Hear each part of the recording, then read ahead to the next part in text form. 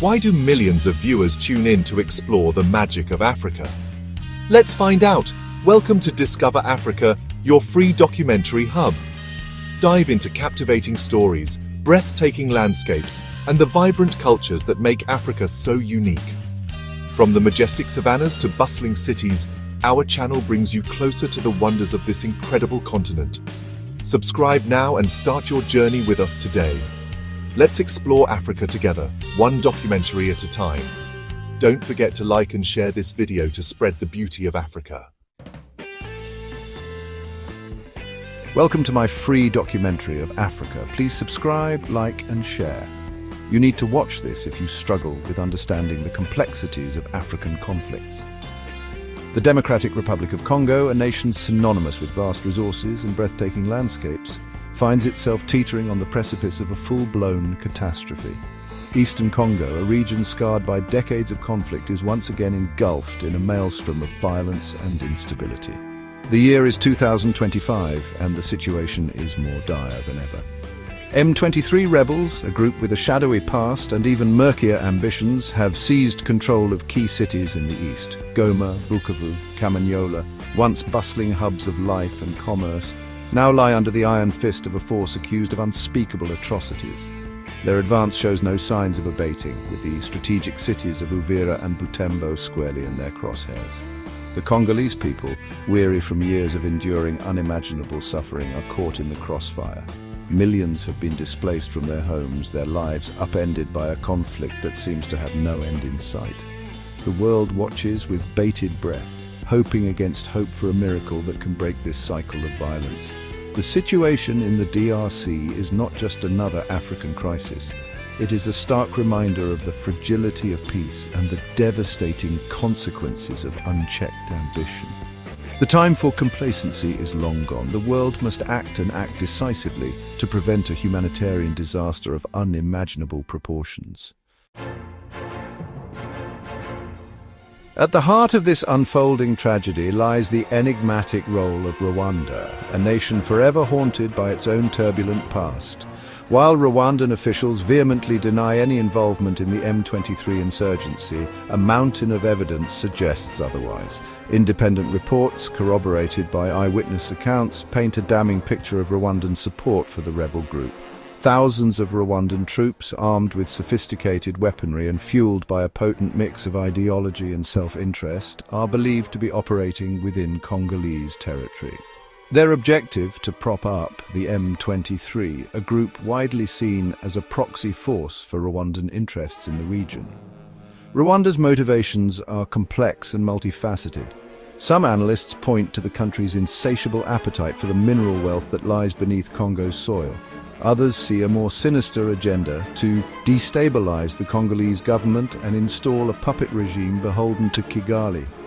Whatever the true motives, Rwanda's actions have drawn international condemnation.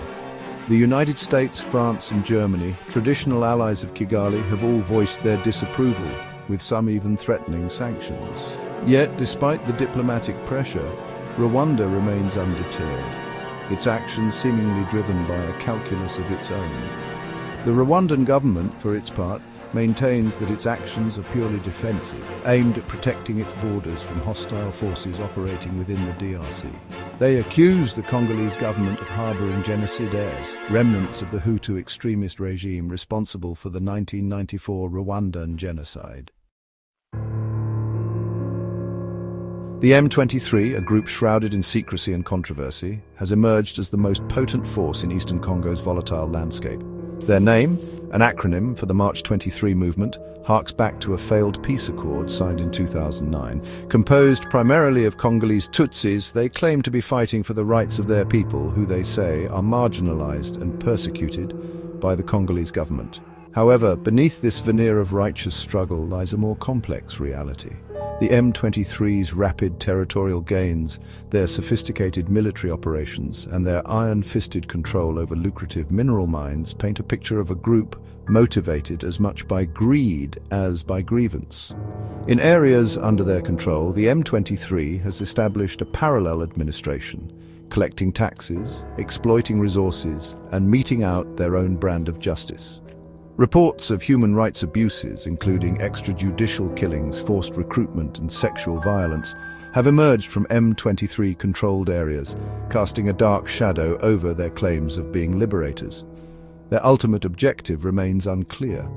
Some analysts believe they are seeking to carve out an independent Tutsi-dominated enclave in eastern Congo, while others contend that they are merely pawns in a larger geopolitical game orchestrated by Rwanda. Regardless of their ultimate goals, one thing is certain: the M23's presence has exacerbated an already dire humanitarian situation, displacing millions and plunging eastern Congo further into chaos.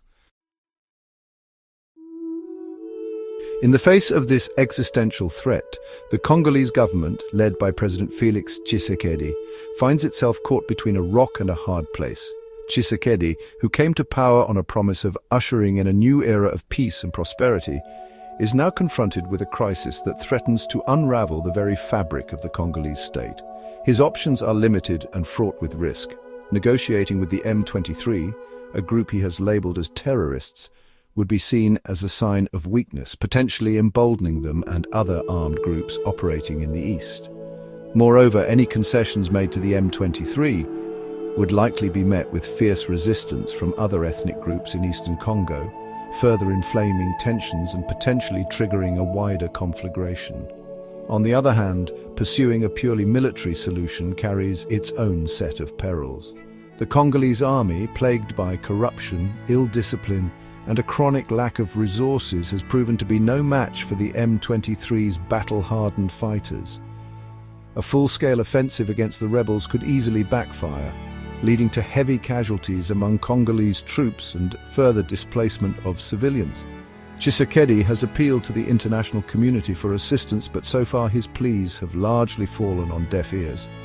The United Nations peacekeeping mission in the DRC, MONUSCO, has been criticized for its ineffectiveness in containing the violence, and there is little appetite among Western powers for direct military intervention. Section 5. A world-divided international response to the crisis.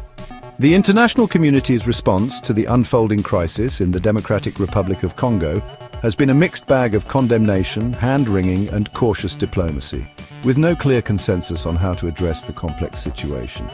The United Nations Security Council, often paralyzed by geopolitical rivalries, has issued strongly worded statements condemning the violence and calling for a ceasefire, but concrete action has been slow to materialize. Regional actors, with their own interests and agendas at play, have been equally hesitant to take decisive action. The Southern African Development Community, a regional bloc of 16 countries, has deployed a limited number of troops to eastern Congo, but their mandate and effectiveness remain unclear.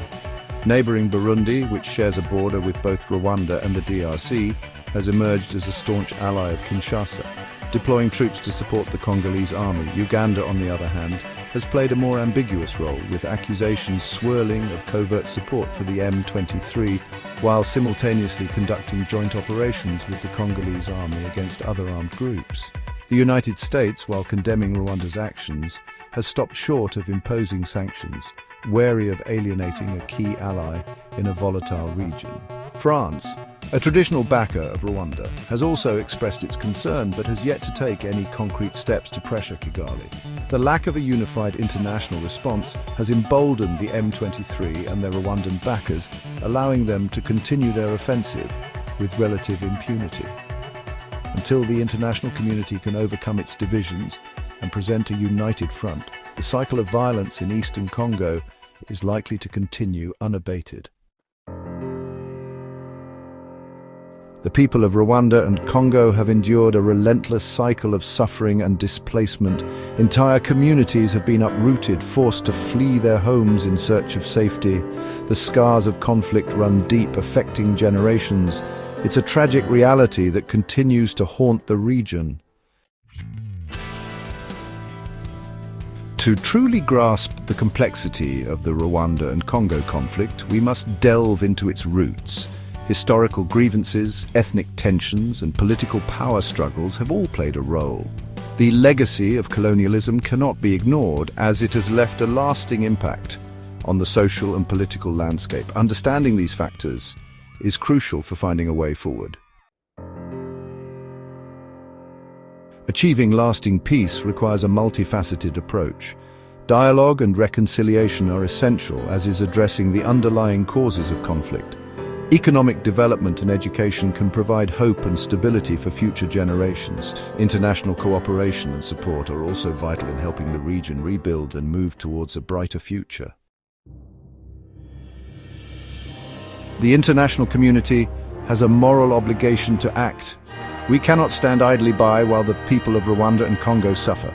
Humanitarian aid, diplomatic efforts, and peacekeeping missions are all necessary to support the region.